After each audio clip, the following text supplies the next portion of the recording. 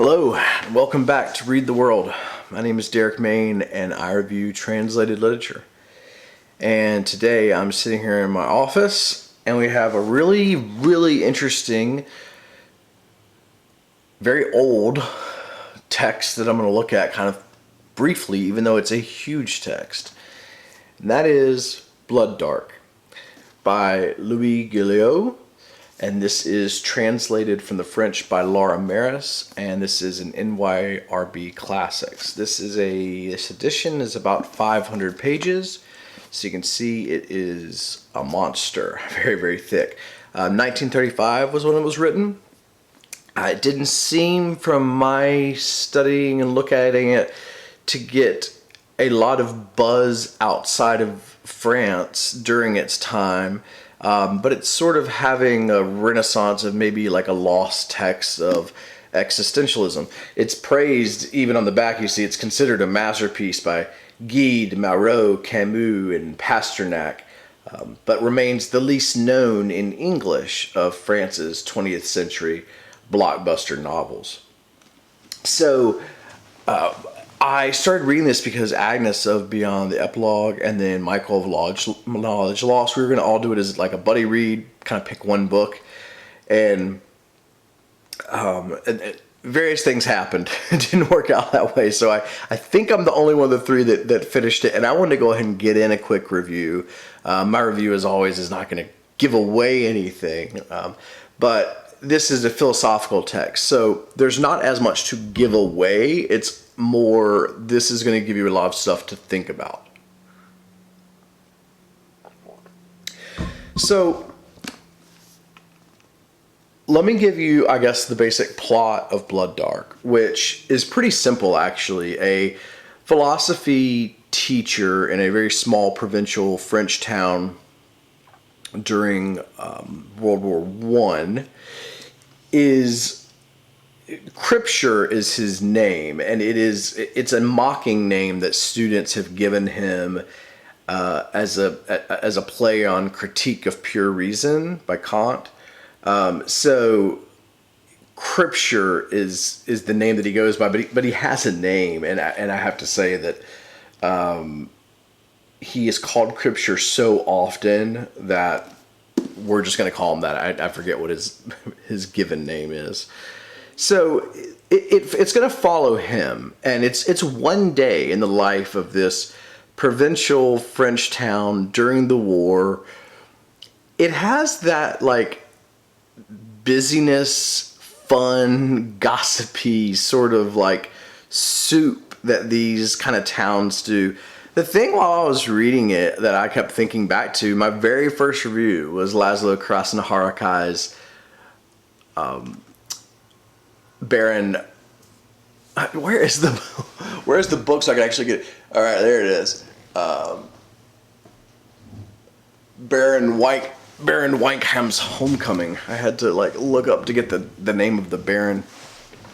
But it had that same thing, and so does a lot of Krasnoharkai, right? Like where it's just the town is a buzz and a flutter with all kinds of like characters that are sort of all clawing at the meat of something, and then you place this intellectual, philosopher in the midst of it, and he sort of detests himself, but also detests the town and detests his place in the town, yet also like not leaving, because there's a comfort there as well.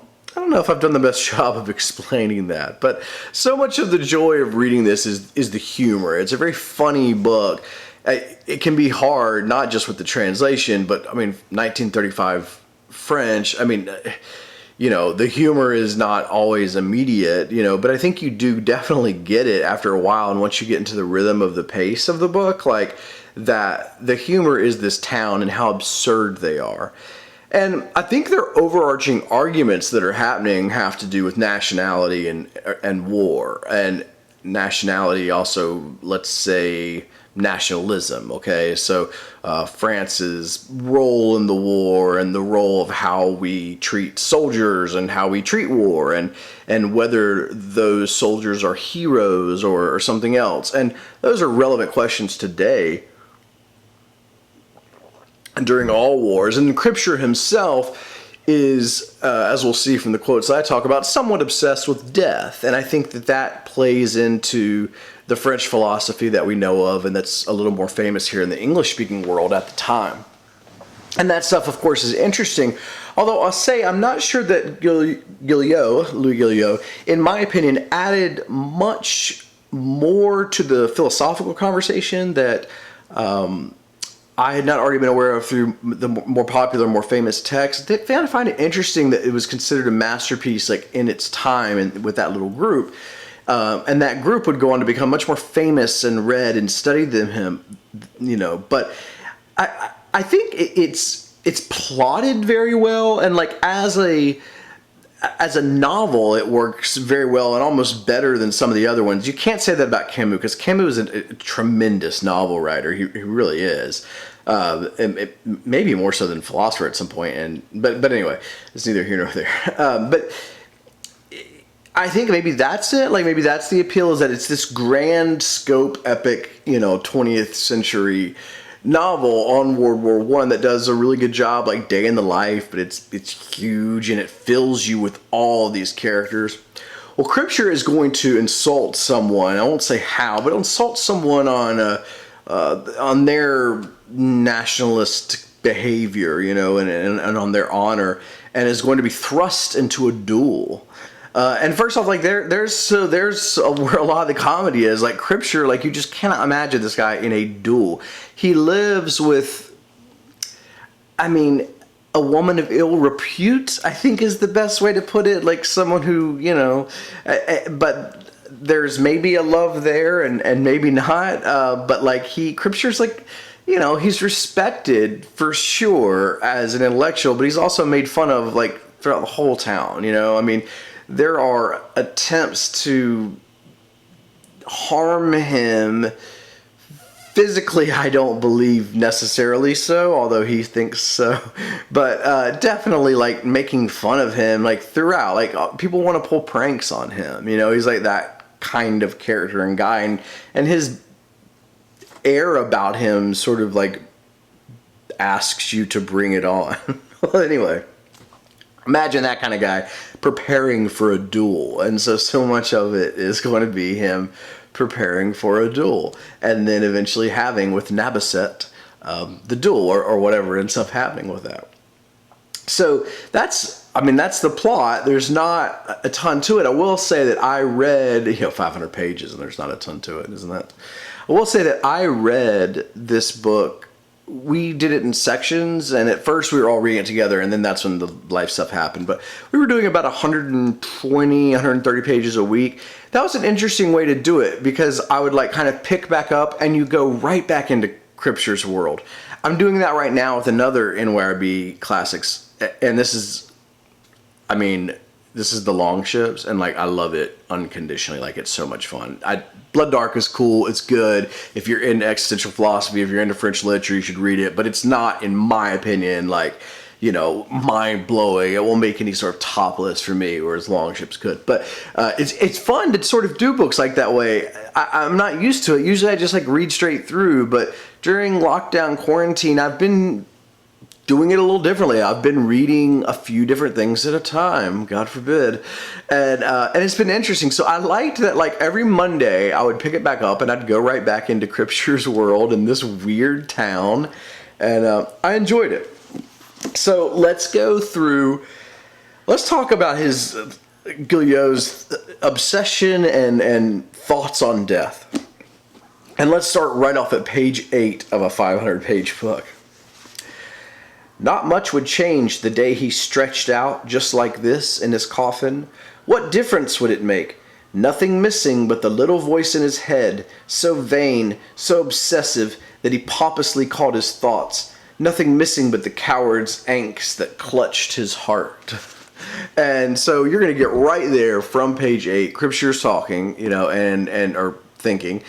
And you're going to get that existentialism and that idea of death that we're fairly familiar with. But we're going to extend this out real quick. The one thing I'm going to talk about is somewhat related to consciousness, because I think there's an undercurrent there that's interesting. I'm not sure if it was on purpose or if I have the benefit of almost 100 years since the writing of philosophy to understand it in some different terms. But right there, you're going to notice that the only difference, he says, is that his thoughts will shut off, okay? So that's the thing in his mind, the thoughts that separate being alive from being dead, because that's consciousness.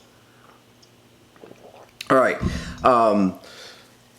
So solipsism, like that's, and I pronounce that terribly. I always do. I can spell it, read it, write it, but I always have trouble pronouncing it, whatever reason. But that sort of touches on that, right? I mean, Descartes, like I think, therefore I am.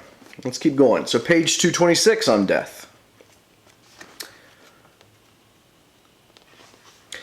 Scripture wasn't hearing well. He had a strange ability to turn a deaf ear to those things that deserved a slap in the face in reply. What better moment to repeat to himself that nothing was true, that everything was permitted, that life made no sense, and neither did death. It wasn't lost on him. All right, so now you're going to go really close to Camus and this time period if nothing's going to make sense. And neither life nor death, it doesn't matter, you know. Now we're getting into the absurd, okay? So we're familiar with that, we understand that, and that's, again, through one paragraph.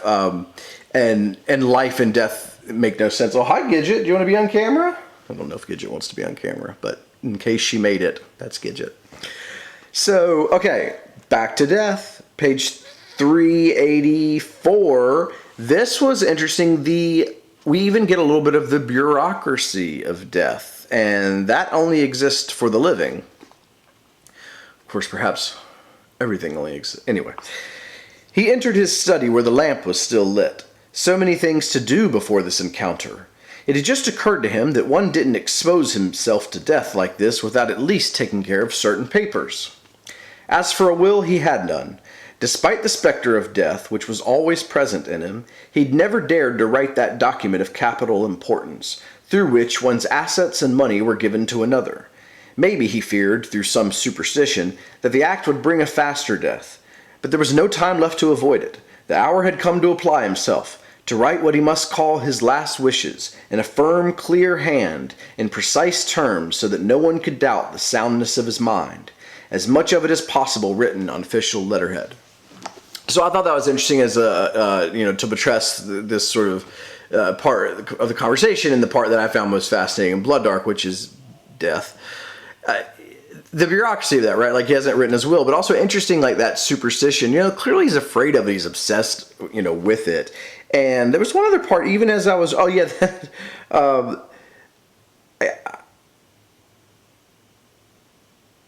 really liked that. Despite the specter of death, which was always present in him. And then I'm going to skip through some commas to get to, maybe he feared through some superstition that the act would bring a faster death. I just remember when we had our first child, me and my wife went to a lawyer's office and made a will. And I remember sitting there thinking about that and having not really thought before that, like, this signature that at this moment I'm putting down will be like reviewed at some point while I no longer exist to confirm that the $38 I have left over shall go to this person. That is weird. It was weird in 1933 apparently. Or 35. All right, so last quote I'm going to do, and then I'm going to try to bring it all back together on a little bit of the death and the consciousness. The one thing I was kind of thinking through this. This is page 264, so we're going a little bit backwards now. I'll read it first and then give you what I kind of thought of it. For some reason, Scripture thought of the mystery of this language and its infallible transmission. His instinctive conviction was that no one, from the dumbest idiot to the greatest genius, was entirely deaf to it. That painful beating of the heart. He was sure that everyone in the world felt its presence, guessed its meaning. But then how could the cradle of that suffering produce so much hate? And not only hate, but idiocy. How could it create not only the war, but also the platitudes of these gentlemen? That's really brief. It's in the middle of something else, and I honed in on it, to me, as the philosophical beating heart, forgive my pun, of the text that I was really interesting in, because Scripture and I think by extension Guilloux are trying to get at something with death. And we've seen a couple of examples of what I would call the basic absurd. I mean, the absurd that we understand and that is happening in that time period. So, I mean, it's fresh and new then, but now we know it pretty well. Okay, and then we saw a part that solipsism is very present, right? Like, you've got, once thought is gone, I'm gone. But here, there's almost a rejection of that, I feel, because you're acknowledging this. So everyone knows what it means that the heart beats, and what it means is that it will stop, and that while it is beating, you're here and you exist. So everyone knows and has this fear behind them.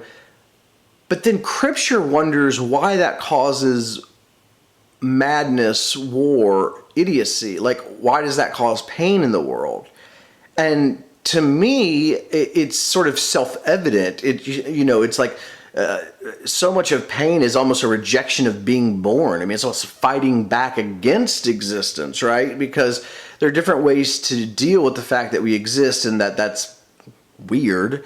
And one of those ways seems to be, a completely inner life where you believe that only your consciousness exists and everything else is a figment. Everything else is something there to interact with your consciousness. And you have a body during this time to sort of navigate that stuff. But that goes against the solipsism that I think where I am and that kind of thing, because then now he's sort of saying, well, if we all have this connection, then why is there pain and why is there idiocy? So it's not, it's not sort of clinging to an idea that we are all and only ourselves, but that the fact that we all have that beating heart should be some sort of connective tissue. And once you get into connection like that, I think you veer more into a sort of Eastern or Buddhist philosophy, and maybe even perhaps a one consciousness type ideal. And I don't know where to put that. And that doesn't, it's neither here nor there for the text, okay? But I do think that what makes Blood Dark fun and interesting, besides it being funny, is that you can take certain philosophical nuggets like that and then put it your own place. Like, so much of my own writing personally focuses on death, okay? And so why is it I read Blood Dark and that's like what I see? Well, first off, it's set up by a duel, okay? Death overhangs. I read some things that showed you very clearly that he's obsessed with it and it's a specter. But I only read I only read 4 bits, pretty short bits, in a 500-page huge thing. Someone else could read this and focus entirely on war. They could focus entirely on nationalism. They could focus entirely on the provincial life versus the city, now what we call rural versus urban or something here in America. I mean, there are a lot of other aspects philosophically that are not death. But I think that a big, rich text like this, you're kind of going to bring your own thoughts to it. And so I guess I'm not going to apologize for doing that necessarily, but I'm going to definitely admit that I did. And so that is Blood Dark. I don't have a whole lot more to say. I'm glad I read it. And thanks to Agnes Beyond the Epilogue for suggesting this one. I hope her and Michael do finish it. I know Agnes quite liked it. Like, about the midway point, I remember her saying she thought it might end up on one of her best of lists. And I think Michael will like it because Michael really likes those, well, he likes French literature a lot, but he really loves those sort of deep philosophical texts. I'm not saying I don't. I just don't know right now in this moment, in the present that I live in, that there was much here that I had not already, on the philosophical front, again, seeped in from other places. And so what I'm left with is just kind of enjoying this fun little town. As you see, the thoughts that I had from it are the thoughts I have all the time, a lot anyway. So maybe I just brought too much of myself to Blood Dark. Anyway, thanks again. I do have to warn you, we are on a little bit of NYRB kick over here on Read the World, so there are going to be a couple more older texts. They're not all this large, although I did hint at the long ships, which is this large. And I think that's just because I'm going through a phase here where I am just sort of intermixing between contemporary text and classics that I feel like I missed. And so I think it'll be interesting to have the two sort of both in my reviews, even acknowledging, you know, that it's going to be much more difficult for you as a viewer to sort of engage in the more classical text if that's something that you haven't or don't plan on reading, you know, because in that case it's not very interesting to hear me ramble about some large French book I read from 1935. As always, be good folks.